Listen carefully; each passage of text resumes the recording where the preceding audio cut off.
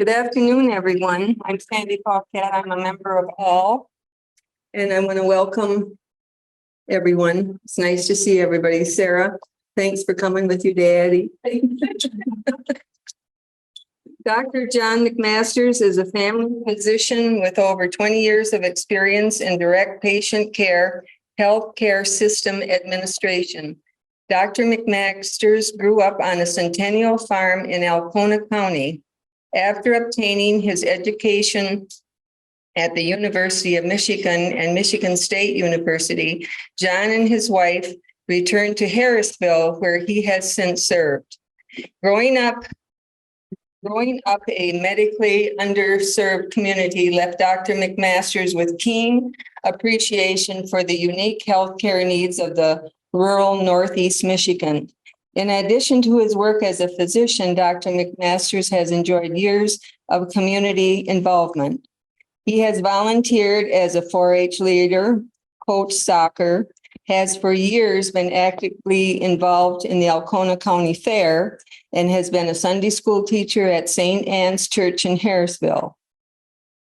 Dr. MacMaster has served as president of the medical staff of My Michigan Alpena Hospital and served for 9 years on the Board of Education for the Community Foundation of the Northeast Michigan. With his children, Dr. MacMaster has acted in community theater. We went last night. It was wonderful. Acted as a community leader and shown purebred Angus. Did I say that right, Carrie? Angus cattle in the state and national livestock events. The MacMaster family has provided international medical service in Africa, Dominican Republic, and Bolivia. Dr. MacMaster and his wife has had the pleasure of hosting 4 international exchange students over the years. Most of all, he loves the company of his family and dear neighbors, and rural community has nourished the MacMaster family for over 140 years. So today I welcome Dr. MacMaster. He will help us understand about routine medical screening and vaccination. Well, thanks very much. So I have the pleasure of speaking to the lifelong learners about public health, preventive health, and vaccinations. That's the mission I've been given today. I thought, what would be a good title for this talk? Like maybe an apple a day keeps the doctor away. Who do you think came up with that? Who's probably not, actually. Yeah. I always thought it was Ben Franklin, but I did some reading on that, and it wasn't. It's an old Welsh proverb. And by 1866, the first time it was really published, it took this form. It said, "Eat an apple on going to bed, and you will keep the doctor from earning his bread."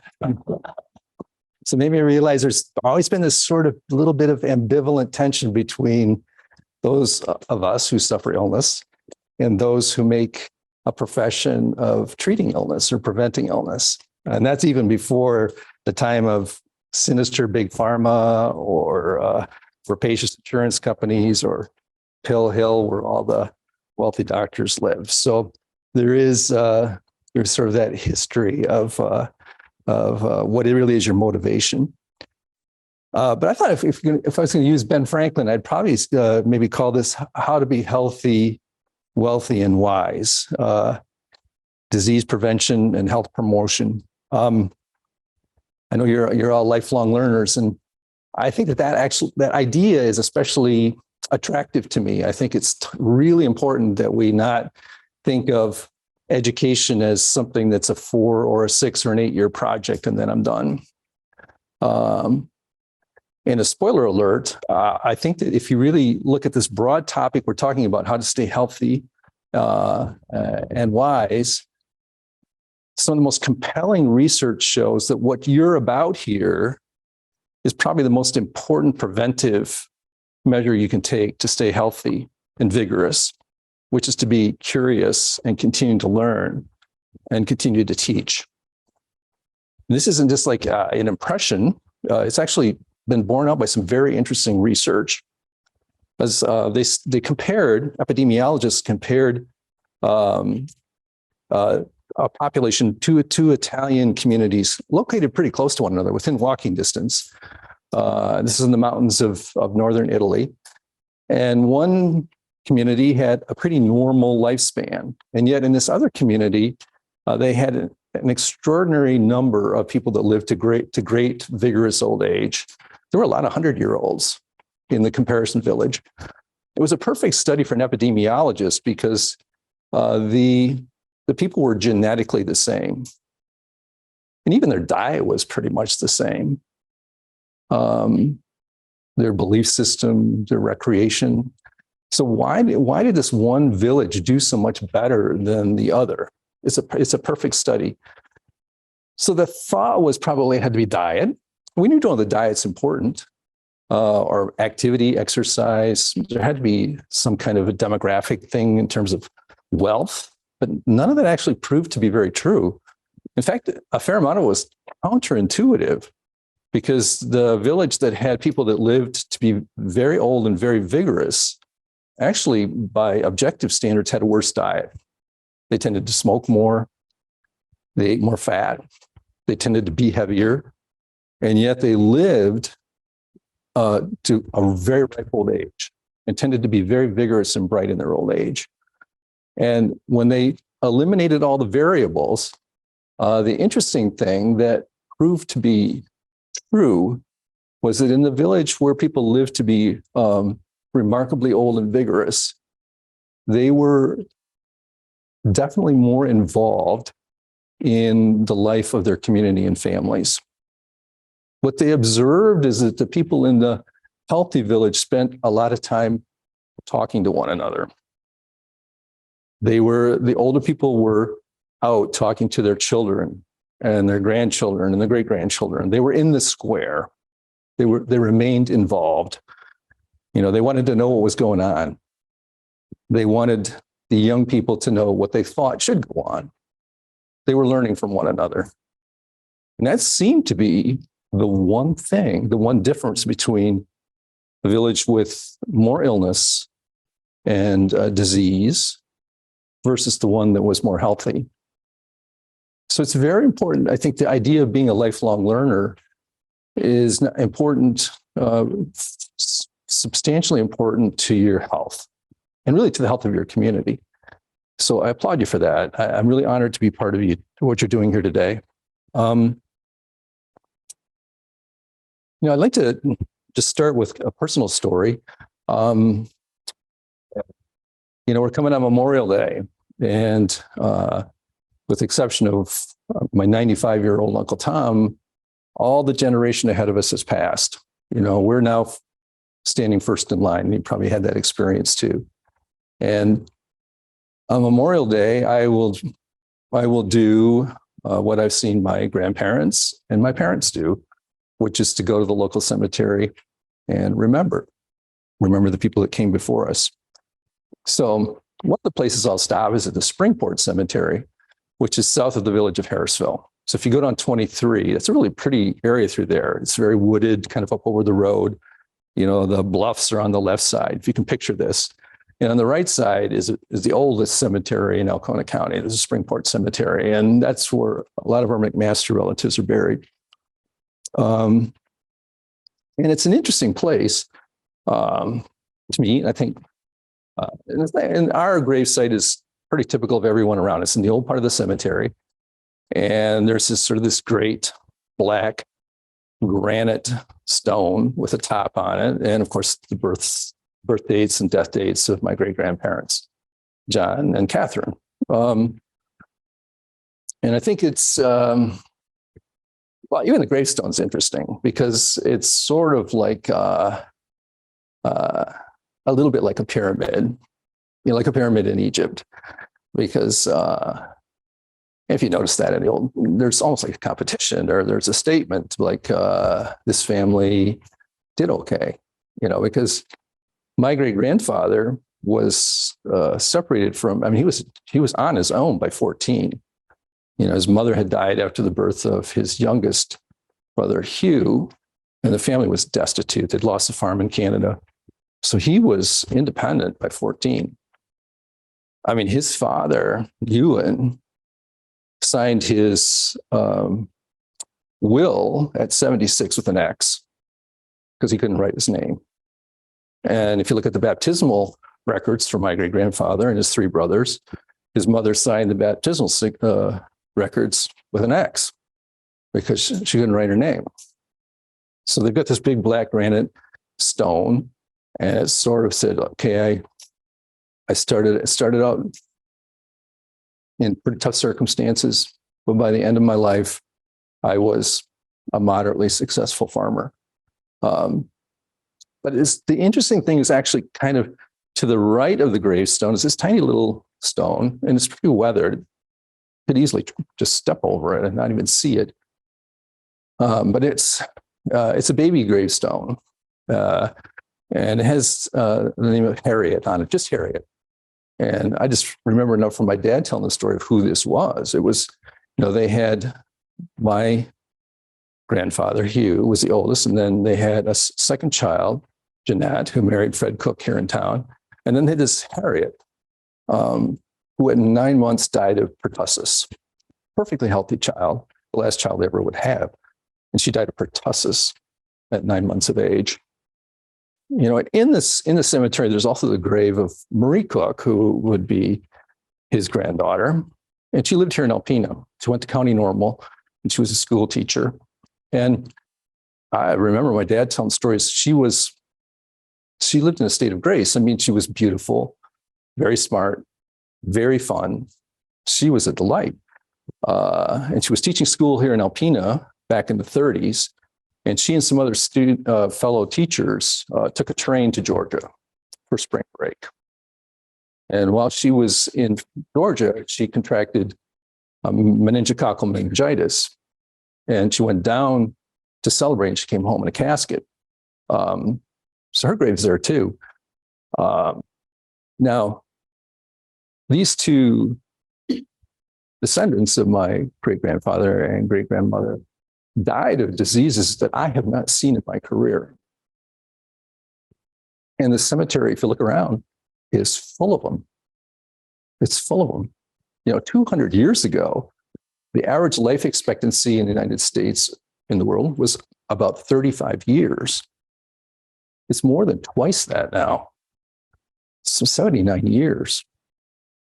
I mean, it's something that's unprecedented in the history of the human experience.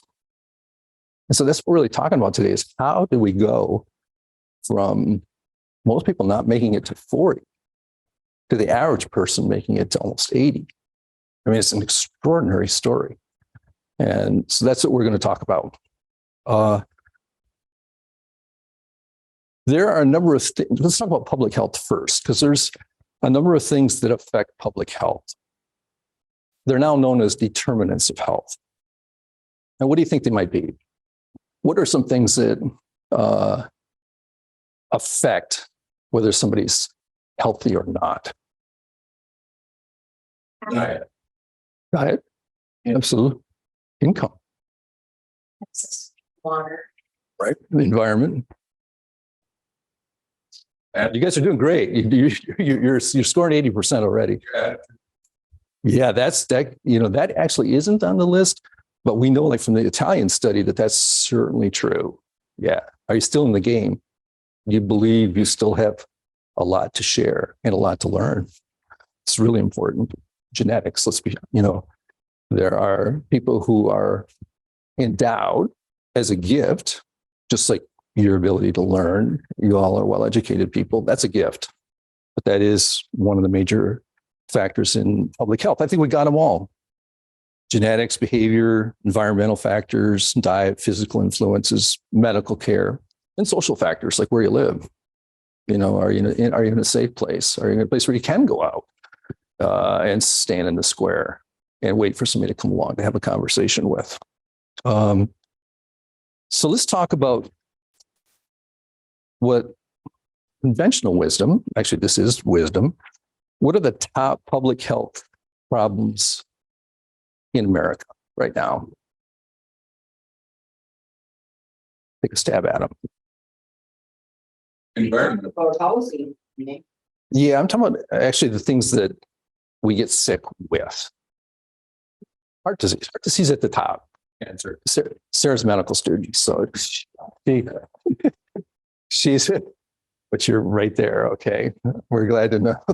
I bet you can get all of these and bang it out. So heart disease is the major cause of death in the developed world, like Western Europe and the United States. What else? Cancer. Cancer's number 2. Okay. You're doing great. Number 3. Accidents. Wow, you're right. So we're 3 for 3. Next, I'll help you out, would be lung disease, pneumonia or chronic lung disease, stroke, right? Which is sort of a corollary of heart disease. What's the next one, do you think?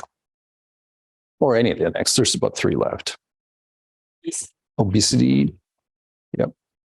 Alzheimer's is up there. Diabetes. And then pneumonia, influenza, infectious disease. Is there anything that you would add?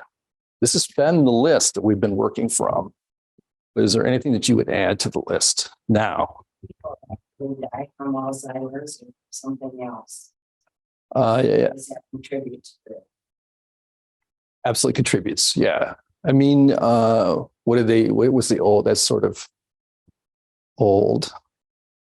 I mean, it's so brutal, but it's true. Like pneumonia is the friend of the elderly. They used to say that, Well, that's kind of true for people with Alzheimer's. I mean, eventually they get pneumonia.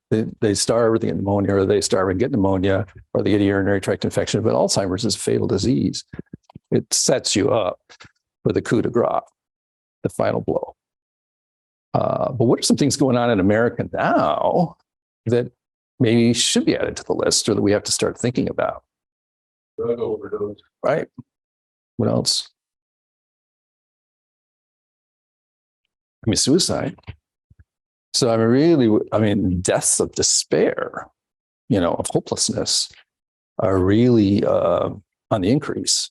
And I think it's something that any decent human being, especially somebody who's, a leader in their family or in the community, we have to think about that. So these are the public health problems in our modern age. We'll talk just a minute about the healthcare system. It's not really a big part of the focus of this talk at all, but it affects us. Those of us that are on the other side of it, or the consumers, and we're all that too, every single one of us. This is a list of what are considered 5 current issues in healthcare. Cost. What was it? Availability. Yeah, right. Shortage and cost. It's interesting how those 2 things intersect. Even while we spend a lot of money, we're short. What is it, like 17% of our gross national product? I don't know, it's like $1.05 that this country produces goes to healthcare. And then there's the question of equity. Does everybody get the same kind of healthcare? Does everybody get the same kind of healthcare that probably everyone in this room gets? Because we're probably insured, and we probably can get to, in this town, can get to an emergency room, to a physician. So equity is a real problem. Technology.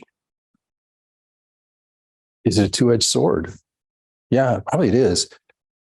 I can tell you from my side of it, it's a 2-edged sword because, we have electronic everything, and our medical record was supposed to be, this pure, unalloyed gift, but maybe not so much.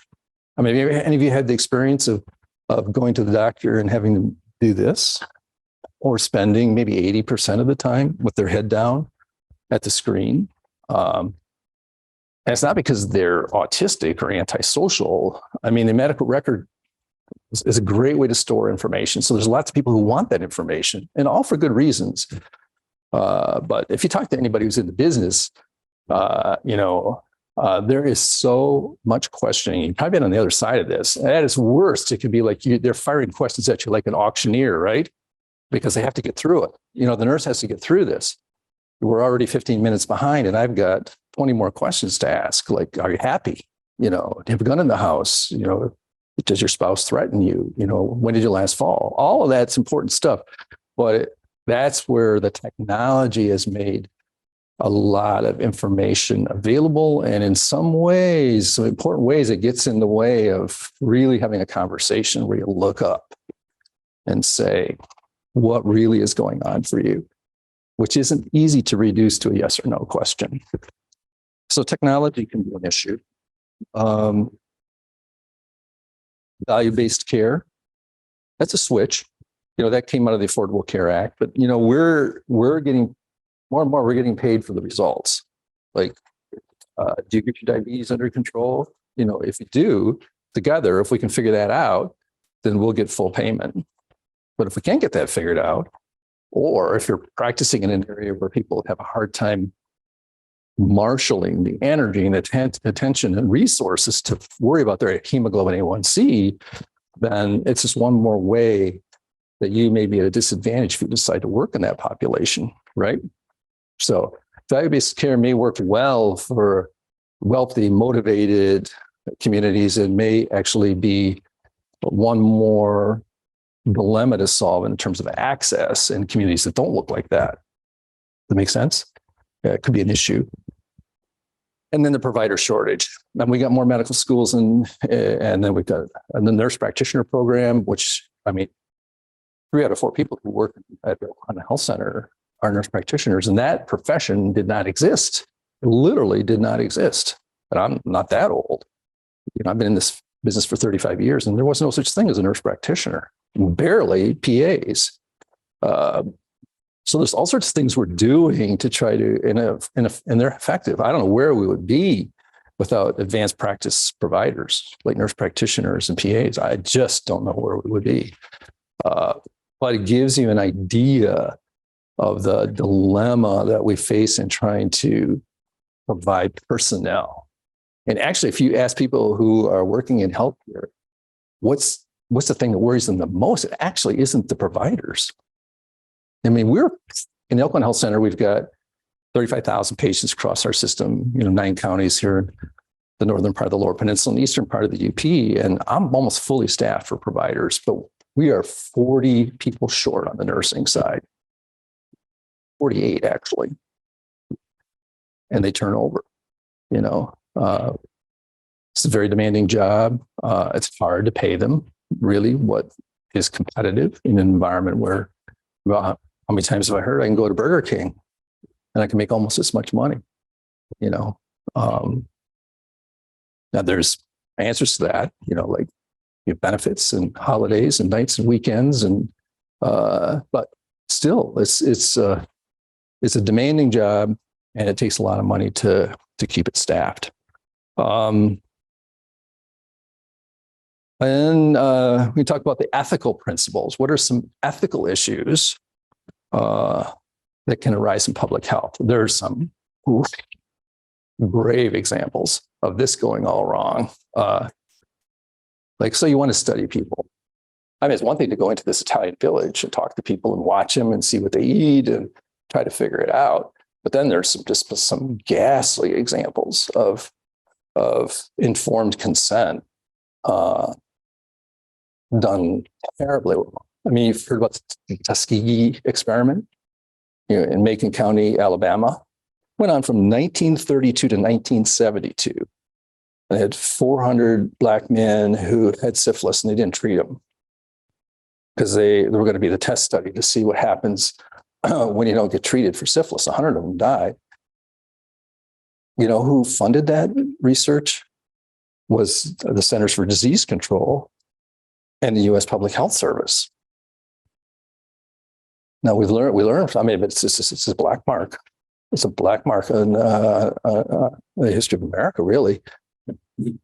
So, and I do think that there certainly are, and not in small part because of that horrible example, there really have been improvements made and trying to, you know, vetting a study and say, you have to prove to a research board that you're studying something that's of value, that you're not going to hurt somebody by doing this, and that they are going to understand that they're in a study and what's going on.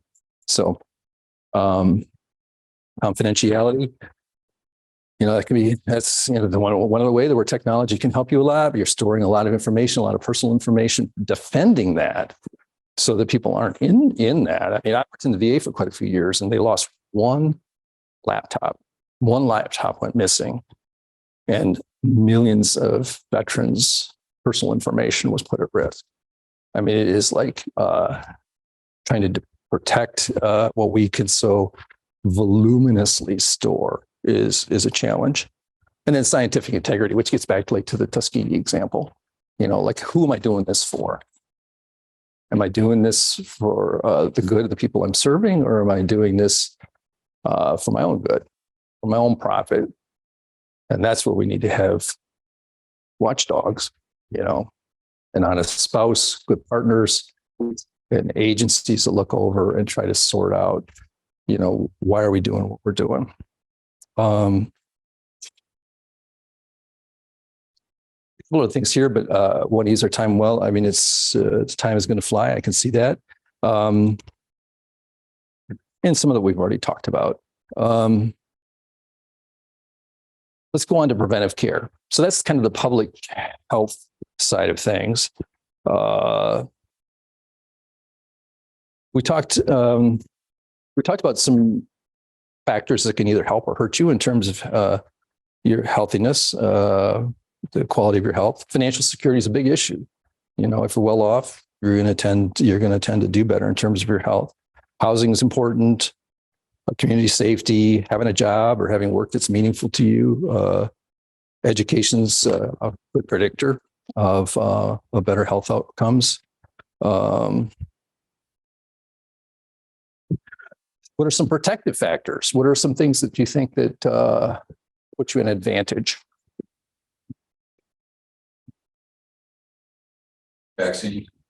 Vaccines, yeah. Access to care, having it available, affordable, having somebody recommend it to you, having somebody call you back, say, your child is due, please come.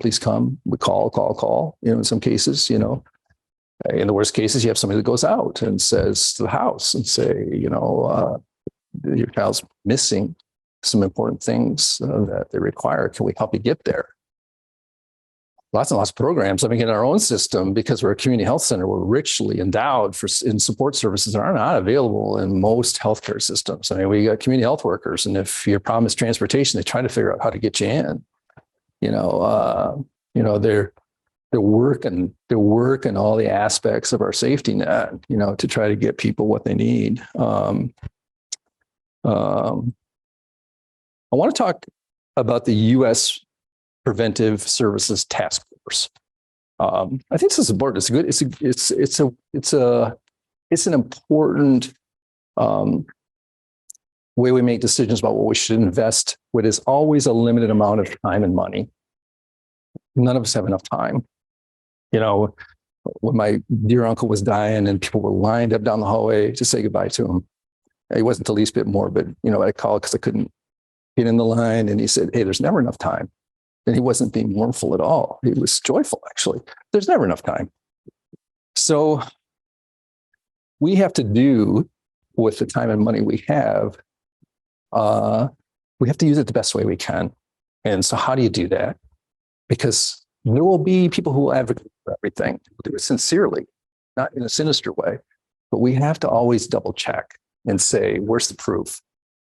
Because it's surprising, some of the things that can be held as fully writ, like Moses came down from the mountainside. And then it was worth the nursing. I mean, remember, like, the baby had to be on their belly? Remember that? In OB, in my short career, it's like, oh my God, you're neglectful if you don't put your baby on your belly. And then, now there'll be billboards out there, put the baby on your back. You're going to kill your baby if you put him on the belly, or aspirin. You remember how many you were on aspirin? Maybe I'm going to get in trouble with your provider, but everybody after the age of 50 had to be on a baby aspirin a day. But, the evidence now is that a few, if you've had bypasses or you have diabetes or you have very high risk, but for most people, actually, the risks outweigh the benefits in doing that. So we have to stay open to the fact that we're going to learn and that things change. no harm, no foul. Nobody's judged a loser when the thing they strongly felt turns out not to be true. I'm off the track now, but yeah, there's this. Who is the guy? He was at the University of Minnesota, and he was very, very involved in the idea of saturated fat being extremely deadly. And what is that podcast? This American Life, I think, did this thing on this. If you've seen it, it's worth looking up. So this man was incredibly sincere and brilliant and dedicated to science. He was convicted that saturated fat killed people. And his son, who was telling this story to Ira Glass, talks about in their home, they had like broccoli, just broccoli, no butter on it. And, because the wife, he had such a forceful personality, he was convicted it was the right way to take care of his kids. So they had this extremely low fat diet. And he got permission to study his idea about the connection between diet and heart disease in institutionalized people in Minnesota. Is any of this ringing a bell? And they studied it. So these were people that were in maybe because of mental illness or congenital disabilities. They were in state institutions. So they divided them up. Gosh, I hope there was some kind of informed consent. But so some people got fed broccoli, no butter and nothing fat. And then the other population got fed what everyone else normally got fed in a place like that, which is probably not too great. But maybe they liked it better. But the results were absolutely confounding. People who were on the diet, he was convinced, and he was a scientist, he spent his whole life on this theory. The people that were on his diet did worse. And the people who just ate whatever they fed them out of the cafeteria did better. And it turned out it was the corn oil thing. Yeah, what they were substituting for butter was corn oil, margarine. It broke this man's heart because it was the story of his life. Although he had the integrity to own up to it, even though it's like, this probably he would have been, because he was honored and involved in lots of national efforts because he was an authority. But he had the integrity to say, this is what the evidence shows. And it doesn't support what I was sure was true. And so we have to look at what the evidence shows. And so that leads to the U.S. Preventive Services Task Force. So I think it's about 15 people on there. They don't get to pick themselves. These are reputable scientists. So they look at the things that we do and say, what's the evidence? They guide us. And sometimes sacred cows get slaughtered in the process, like everybody should be on an aspirin or everybody should have a colonoscopy when they're 80 years old. Some of these things, when you study them, they turn out not to be true. So, and anybody can look, they grade them from A through D. And A are things that have a lot of evidence to support them, and they really should be done. And then there's a lot of things that we thought we should do that we shouldn't do. Those are Ds. And then there's the stuff in the middle, like Bs. B recommendations, there's some evidence, and we probably should do it. And then C is like, I won't argue with you about it. And I got to tell these, I'm not that old. Like vitamin E, I remember recommending to everybody, take vitamin E, it will keep you from getting dementia. And it's like, no, it turns out there's no evidence for that. And there's some problems with vitamin E supplementation, vitamin E. So I was 100% wrong on that. And then stuff like estrogen replacement, it's almost passing away now, but like an advanced generation, everyone was on estrogen. They were 70, 75 years old, they're on estrogen. And of course, I found out that they did worse. They had more heart attacks. And then I'm just going to go right over the line here and step on the third rail. There's no questioning going on about using extremely high doses of sex hormones in people who are otherwise healthy for reasons that have to do with gender dysphoria. I mean, there's studies on that would really, studies out of Sweden, but it's not possible to even talk about that. So everything has to be open to. And that's everybody's selling the supplement. What? How much study is done? Plenty to know that you probably could spend your money a better way. But but I want to answer that question one by one by one by one. Okay. I mean, when I was the chief of primary care in the VA system, we spent $250,000 all of a sudden doing vitamin D screening because somebody had given a talk. And then the chief of staff, no, the medical center director said, John, what the heck is going on here?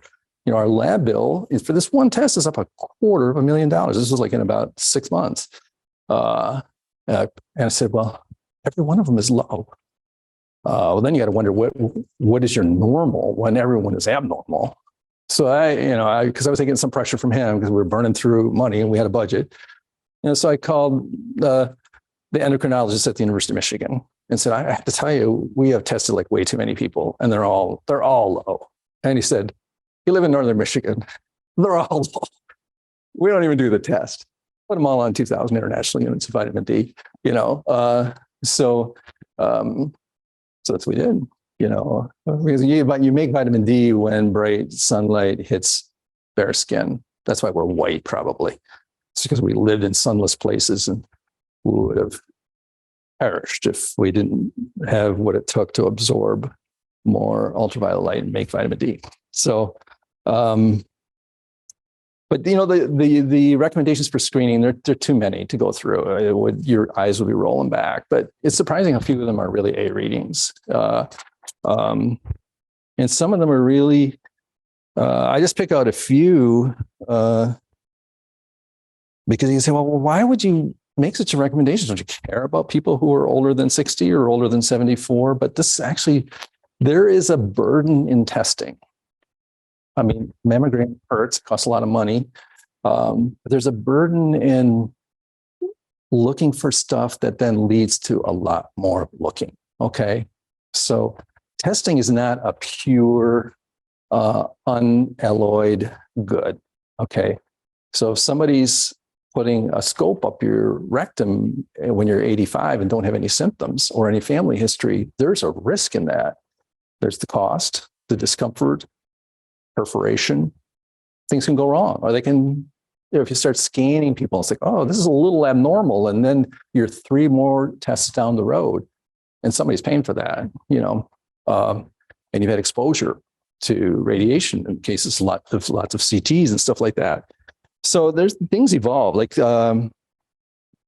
twice every other year mammograms for women from 50 to 74. Beyond that, there's no evidence that it does good. Now, it's if you can feel something, if you got a bad family history. And there are some other things that have developed that probably fill the gap, like genetic testing, like for the BRCA mutation.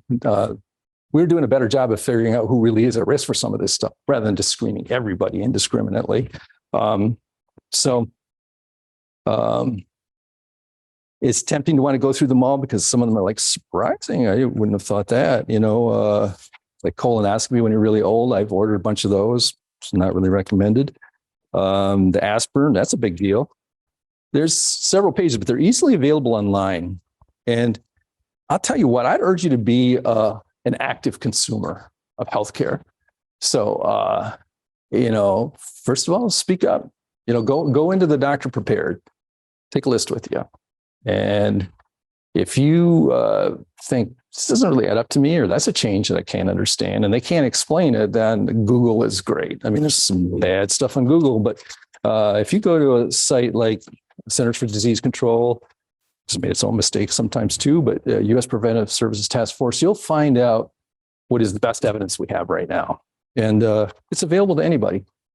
I think that that's one real change I've seen in my career, is that people are less deferential.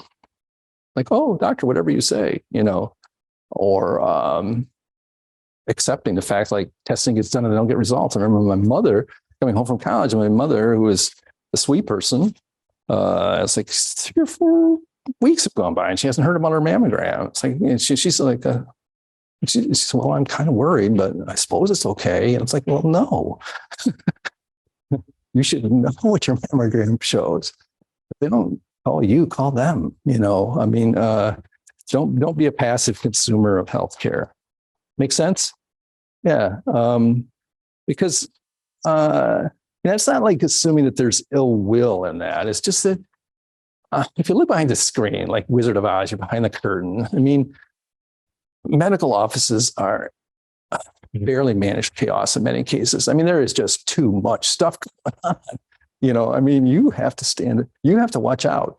Don't just assume that silence is pure security. I mean, it could just be that they're not getting to it. They've got 400 things in their inbox and your thing is one of them. And maybe what's there you need to know. Are you guys doing okay? Yeah. I don't want to put you to sleep. You could be out cutting your grass, but we'll talk a little bit about vaccinations and then have a little discussion. Big issue. I mean, we've been through COVID. What an amazing 3 years. And vaccination became tangled up in that whole thing. Like, who's in charge here? And who's the authority? Are you looking after my interests or not? And it's really been complicated. It's made our work harder in terms of vaccination. And that, to me, is the most heartbreaking thing. Because we've got a lot more vaccination skepticism and resistance. Now, it's not like 50% or anything like that, but we're a lot more skeptical. I'm more inclined to say I'm taking a pass on this. And to me, and I think the evidence supports this, is that the single greatest advance ever made in human history in healthcare has been vaccination. I'm going to tell you the story about my own family. You look in the graveyard there. I'll go there on Memorial Day, and there's two young women who should have had a normal life and didn't because of diseases that are preventable. And actually, we can sort of take this for granted because it's been 2 or 3 generations since we buried any of ours, And we didn't live in that situation where a woman lost half of her children to infectious disease, So for us to get tangled up about this, it does require humility. And I think one of the reasons that people are resistant is because those of us who are in authority, especially people who have titles, MD, or I'm the chief of this or chief of that, we got over our skis. We were a lot more sure and certain and, pontificating and lecturing people and compelling people. And hey, a lot of people were doing the best they could. It'd be helpful if somebody said, I did the best I could, but I made a mistake. I got over my skis too far. What I told you was sure. Turned out not to be that way. I think I've had some really regular people. I live on a dirt road in redneck land. I love that's why I've lived there. I'll live there the rest of my life. But people there are skeptical. They and I've had them say to me, they would just say to me, I tried, but I made a mistake. These are pretty decent people because they live that way with one another. When they're working on a construction crew or working with a bunch of guys in the shop, they're always bumping up against one another and offending one another. And it's helpful when somebody in authority would just say, I was just doing my best, but I'm telling you, I made a mistake on this. I was a little off. They mostly would accept that. What's been accomplished with vaccination? Smallpox, which was the scourge of humanity, killed people by the millions and millions, and people that didn't die were disfigured, and it does not exist.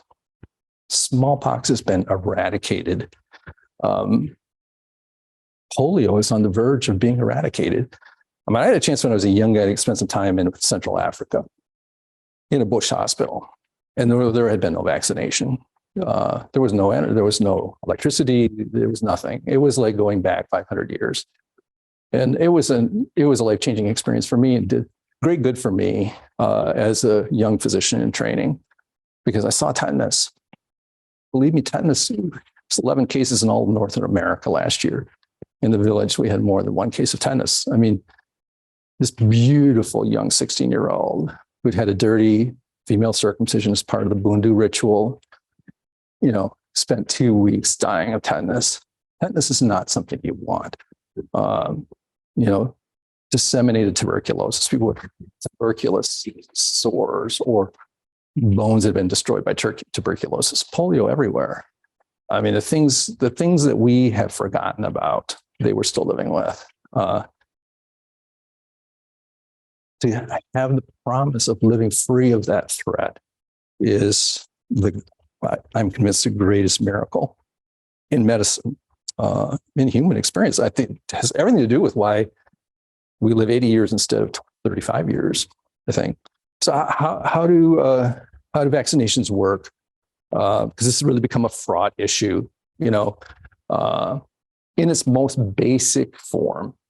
Vaccinations work by, in a controlled way, exposing you to something that would do you great harm, right? So they come in different forms. There's killed vaccine where you're exposed to some remnant of the bacteria or virus, but enough, we hope, so that your immune system will recognize the real thing when it shows up. There's modified live, where the bug has been weakened to the point where it shouldn't cause disease, but you are being exposed to a more realistic version of the offender. There's very few of those kind of vaccines out.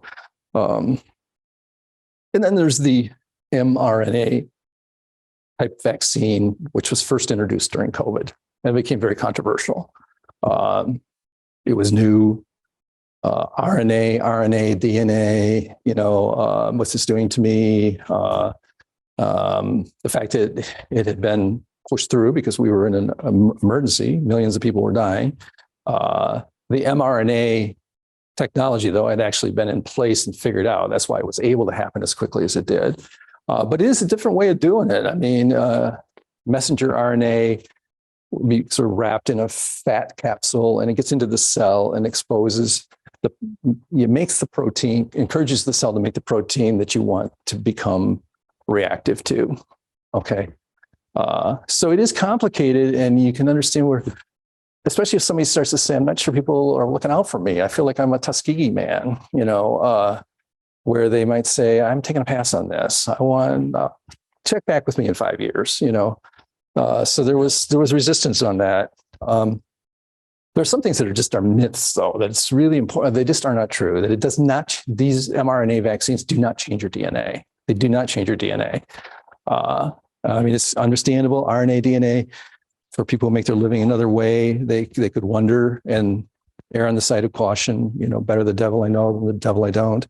But all vaccines work in the same way, as they expose you. And then when you're introduced to the real thing, you're ready. So, if I had, and Sarah was going to run into this when she starts seeing patients, that, if I had a buck for every time I've heard someone say, well, I don't want my immune system to be coddled and made weak, so I'm going to turn down a vaccine. It is so regrettably wrong that, but I have to, every time say, I'm going to be patient and explain this. Especially when I was working with veterans, because they are a population that's uniquely resistant to vaccines because of bad, dishonest stuff that was done to them around Vietnam. So they've got reasons to be suspicious of authority generally, and especially around vaccines. But what I would tell them is that, this is not like coddling your immune system. This doesn't replace your immune system. This is like your immune system going to boot camp. And that is an apt analogy. Maybe I've used that with you. I don't know, but it is. It's like you getting trained so that when the enemy comes over the wall, you've got muscle memory. You know exactly what you need to do to save yourself and your comrades. Okay, so it does not make your immune system weak. It makes your immune system informed and strong. Right. I know we want to keep it under an hour. I want to talk about the history of vaccines, though. You guys are learners, but the story of how people figured this out is brilliant. So to me, what I learned from this particular story is a big lesson, which is you got to be willing to think outside the box, right? Whether you're Louis Pasteur or Marie Curie or the guy who has figured out how to make a seamless gutter. I mean, in every case, these were people who they were in a different field. They were doing like everyday things.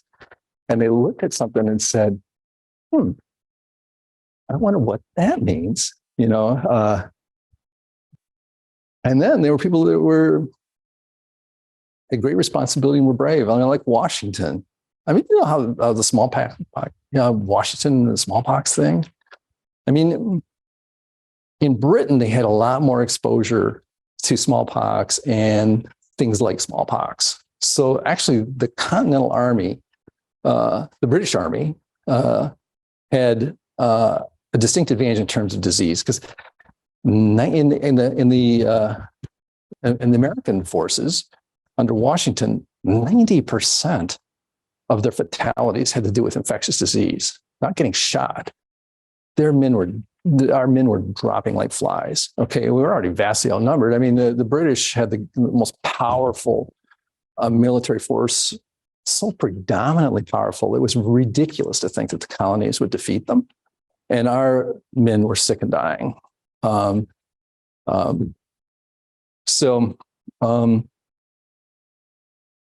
had been people before that time who had figured out, okay, there are ways that people don't seem to get as sick or get sick at all with smallpox. And it started out, it's just like this family doc in England. He notices that women who milk cows get exposed to this virus. It's not much at all for humans, called cowpox, but they didn't seem to get smallpox. So it's one of those things as being alert, being alert and not thinking everything that's ever going to be figured out has been figured out, because it hasn't, So he started deliberately exposing people who had not had cowpox or smallpox to cowpox because it wasn't really a big deal, and found that by experience that once exposed to cowpox, in this case deliberately, that they had immunity to smallpox, which was deadly. It was a scourge, I mean, Abraham Lincoln's son died of smallpox. I mean, the idea of some president of the United States, you just think in this day and age, so, the president of the United States has kids dying as 13-year-olds in the White House of infectious disease. It's just impossible to imagine. So smallpox, I went from Dr. Jenner, who realized that girls who milk cows, to like smallpox not existing in the world. It's astonishing. I mean, if we're not amazed, we're not paying attention. And people had figured this out in other parts of the world. There was this influential, wealthy English lady who was traveling the world, as influential, wealthy English women could do. And she saw in Turkey that they did a version of vaccination. It just had grown up as a wisdom within these indigenous populations. So she saw that they would expose somebody who wasn't sick to somebody who had smallpox, and then they gained immunity. They were vaccinating. They didn't know, they wouldn't have called it that. So she came home, and her daughters were beautiful and young under great threat. So she had them do in England to her daughters what she had seen done in Turkey, and it takes off from there. Spanish flu. It is so hard to get people to be vaccinated for influenza. One thing is people, and I mean no disrespect by this, because I actually do love and respect every single one of my patients. I really, really do. They honor me by coming in. But these are some of the things that just are not true that need to be addressed. I get the flu every time I take a flu shot, and no, it's not possible. It's not possible. You may feel poorly. That's very possible as you're mounting an immune response, but there's nothing alive in a flu shot. Okay, you cannot get the infection from that vaccine. But I mean, fortunately, we haven't seen anything like the Spanish flu pandemic. But I mean, it actually makes COVID. I mean, maybe 50 million people died of Spanish flu. I remember Justin Spencer, an old guy in my neighborhood who had lived in southern Michigan when he was a boy. He said they would go through the neighborhood there, the farming community. They'd find whole families dead. I remember saying they would stack the bodies on the porch until somebody could come back and get them. Yellow fever. Oh my gosh, pertussis. Harriet, the baby, died of pertussis. We hope to, with kindness and patience, help people to understand the great gift, and always be open to the fact that there may be things that we're missing. Because as in most things in life, to say that there is absolutely no downside or no risk is probably also unbelievable. But like for the vaccination for human papillomavirus, it's everywhere among young people. It's sexually transmitted. It is probably, certain strains of it are probably the cause of cervical cancer. This is actually probably the first cancer that we will be able to eliminate by vaccination. So if people before sexual activity are vaccinated for HPV, it's very unlikely that they will ever suffer that terrible fate. COVID. Is it 100% effective? Well, nobody lives with that illusion anymore, do they? That you can't transmit COVID if you've been vaccinated. We know that's not true. But is it a value? Of course it's a value. It just isn't as perfectly valuable. We knew that.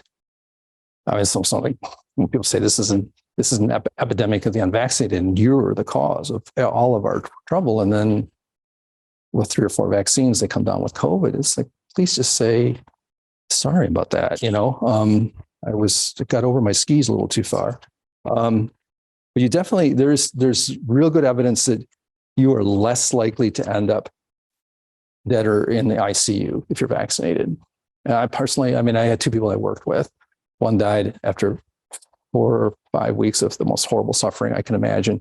She was a nurse of mine. Another was another nurse she'll never be fit to work again. It's a terrible disease. So we try to get people vaccinated. The bivalent, just is a very specific thing. The viruses mutate because who can count the number of viruses in each and every one of us, and then in the world. All you need is one is to figure something out and elude, your defenses, and then you've got a mutation, and it's a slightly different bug or a very different bug. Often mutation leads to something that's less virulent, less troubling and dangerous. And so it's not like all mutations create something like a science fiction horror. Usually it's the other way. But occasionally, especially in the case of vaccination, like with COVID, and that's why if the flu shot is different every year, epidemiologists have to figure out, okay, what are the 4 main strains? That's why it's not 100% effective, but it's in a good year, 70% effective. That's a pretty good bet. So the bivalent boosters that are available now, you should get them if you haven't. In my opinion, I've had them. It definitely, the vaccines that we had, in 2020 are not very effective anymore against the varieties of that bug that are out there now. You want some numbers, almost 60% effective in terms of keeping you out of the hospital, the bivalent booster. On the monovalent vaccines that we had before, best you can say maybe 25% benefit there. I want to talk about malaria for just a second. Because I've seen it. The only reason I didn't get it when I was in Africa or Bolivia was because I was rich and privileged and knew how to prevent it and had the way to do it. But it is a plague on poor people of the world. And a strong argument can be made is that they are poor because of malaria. It's analogous to hookworm. Hookworm was an endemic disease in the southern states. People used to think that people in the South were natively dumb and slow. They were just dull. It was a common for people who did live in the South. It's felt to be like, even just the kids. Look at them; they're slow, they're sluggish, and they're dumb. Well, it turns out they were all infected with hookworm. Rockefeller, it's controversial, but the Rockefeller Foundation took on that one project of eradicating hookworm because it was one of those diseases you can get at, like smallpox, because it has to pass through humans. So get them in shoes, clean up the sources. Those kids that, for Northerners who are driving through on their way through to someplace else, and so there's another dull Southern kid, they were sick. They were infected with hookworm, and so it is with malaria. It probably accounts for not a small part of the reason that the hot parts of the world have not been able to keep up. Is because of that disease, and there is about to be, I think, a real breakthrough there. I'm bringing it up because Terry Taylor, I don't know if you run into her. She's a DO from Michigan State. She was young, fresh like you when I first met her years ago when I went to medical school. She was just a little bit ahead of me. She was on the faculty, but just out of school. She spent her life working in Malawi on malaria. And she's going to be one of a handful of people, I think, who are about to present us with an effective vaccine for malaria. And that will change the world.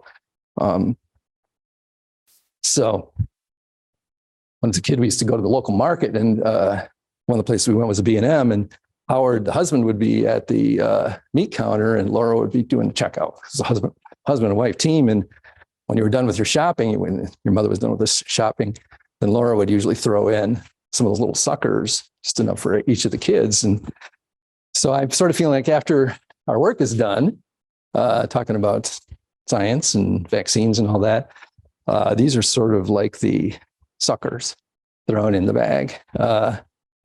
And this actually is based on pretty good research that when it comes to mounting an immune response, that people of African descent do better than Caucasians. That in almost every case, women do better than men at mounting defense. And this is the one that slayed me when I read it, that attractive people tend to mount a better response.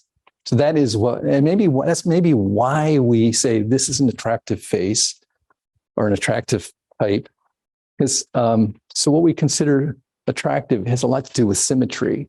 And there's pretty good evidence that people who have what we call attractive features have a much better immune system. Since you're all undoubtedly attractive, I hope you don't feel like you've wasted an hour. But there it is. There's a lot to be grateful for, isn't there?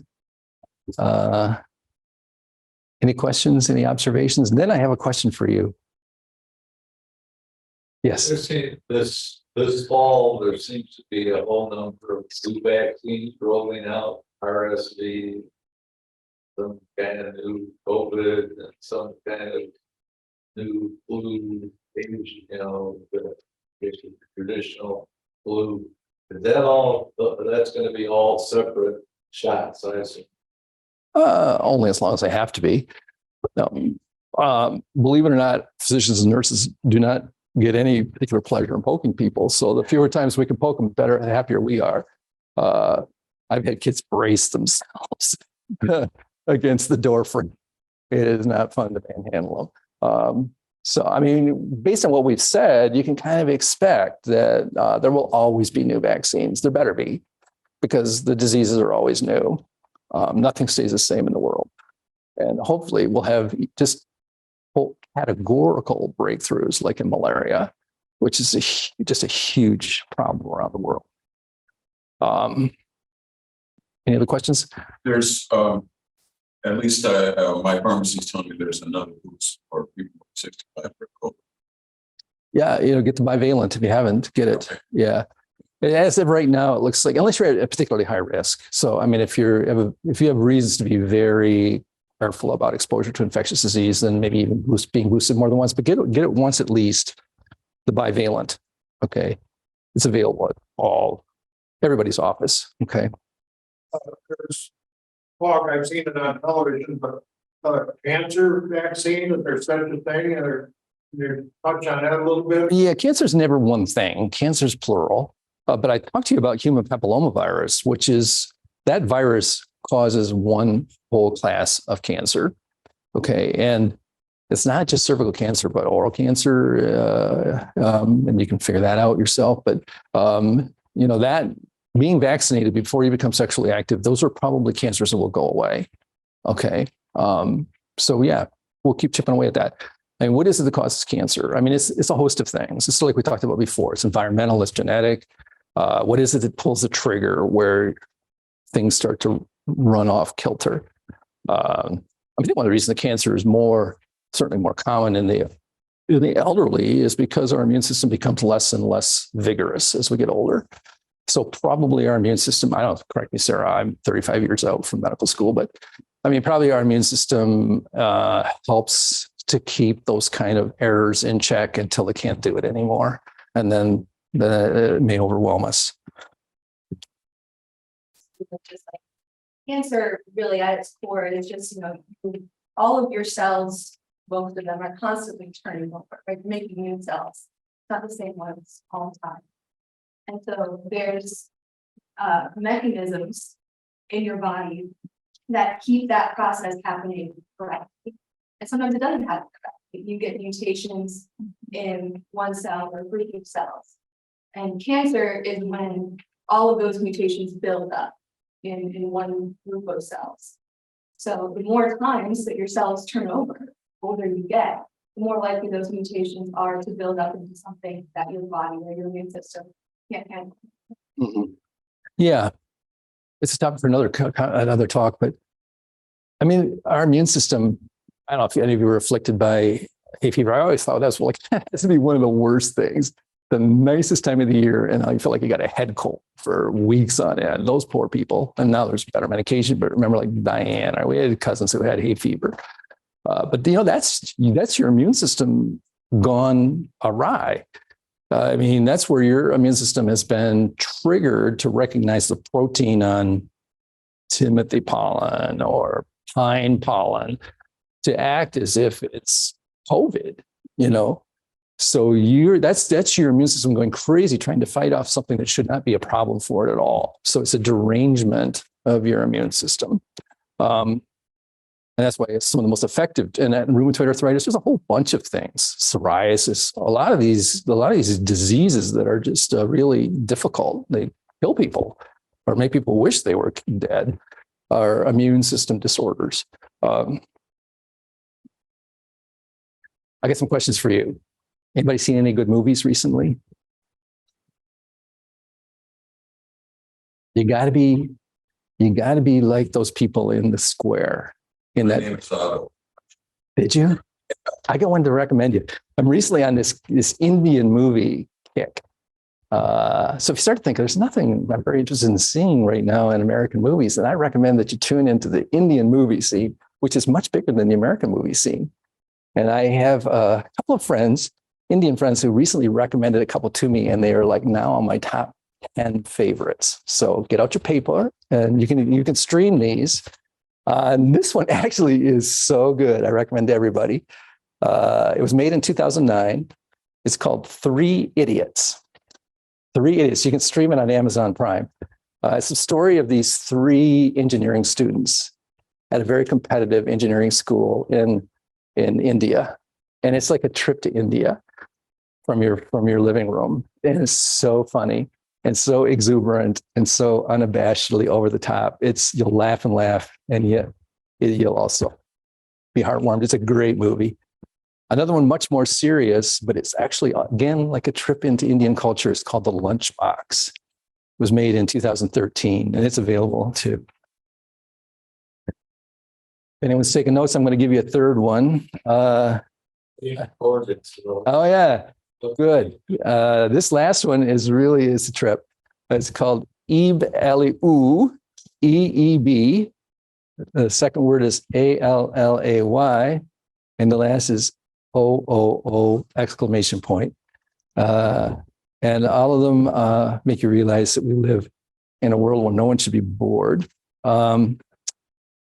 Iris Dement is going to be singing at the Ark in Ann Arbor on July 14th. I think she's one of the greatest American folk singers. And I just heard a song recently. It was a take on Bruce Springsteen's song, My City of Ruins. It wasn't one that he ever really was very well known for, but a guy named Wesley Schultz does a setting of My City of Ruins, and it's great. I recommend it to you. It's on Spotify. Well, keep it up. Keep it up. Because, I often think, you're meant to take in what you guys are eager to do. You're hungry to learn, but you have to give it out. So that's the thing in the square in that town in Italy is they were listening and they were advising. They were listening and advising.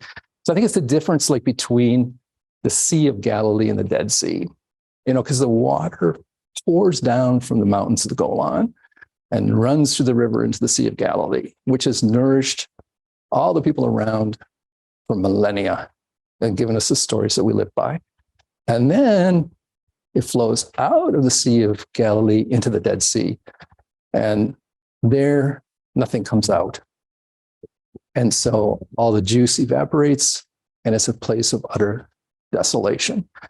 And the only difference is that in the Galilee, it comes in and it goes out. And in the Dead Sea, it only goes in and it never comes out. So keep sharing, okay? Don't just learn. All right. Okay. Thank you very much. Wonderful. Thank you. My pleasure. I'm honored, actually. I really am. Keep learning.